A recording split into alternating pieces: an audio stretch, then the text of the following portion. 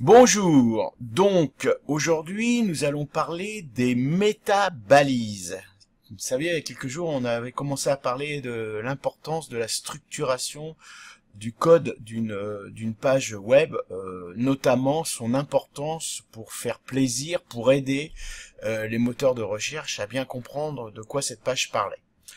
Alors, dans cette structure de page web, il existe plusieurs, on va dire, champs, plusieurs paramètres qui nous permettent d'expliquer le contenu de la dite page au moteur. Mais aujourd'hui, je voudrais attirer votre attention sur deux champs qui sont particulièrement importants et que je vois trop souvent encore mal remplis, voire pas remplis du tout sur les pages web de mes clients.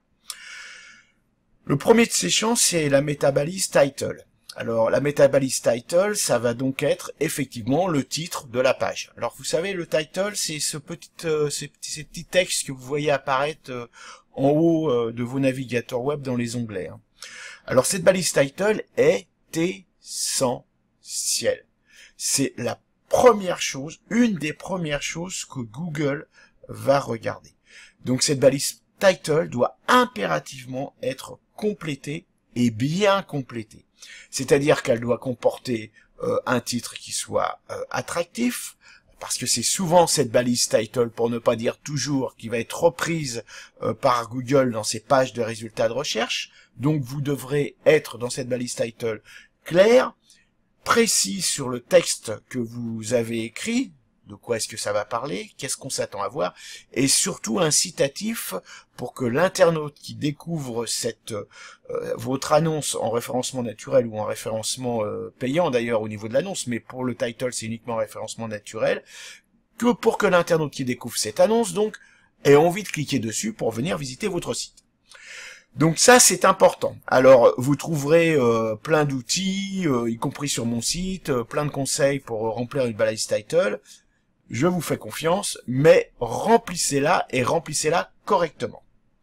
La deuxième balise, la deuxième méta-balise qu'il est important de soigner sur une page web, c'est la balise, j'ai du mal ce matin, la balise métadescription. Alors la balise métadescription, c'est cette balise qui va permettre au moteur de recherche de comprendre, de commencer à comprendre de quoi votre page parle.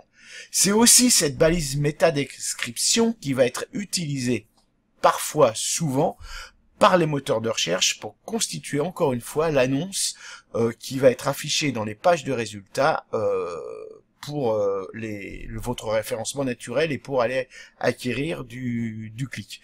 Alors encore une fois, cette description doit être pertinente par rapport au contenu de la page, elle doit être relativement informative pour informer l'internaute sur ce qu'il va lire s'il vient sur votre site, et elle doit être incitative également pour que l'internaute ait envie de cliquer sur le lien et donc ainsi devenir l'un de vos nombreux visiteurs.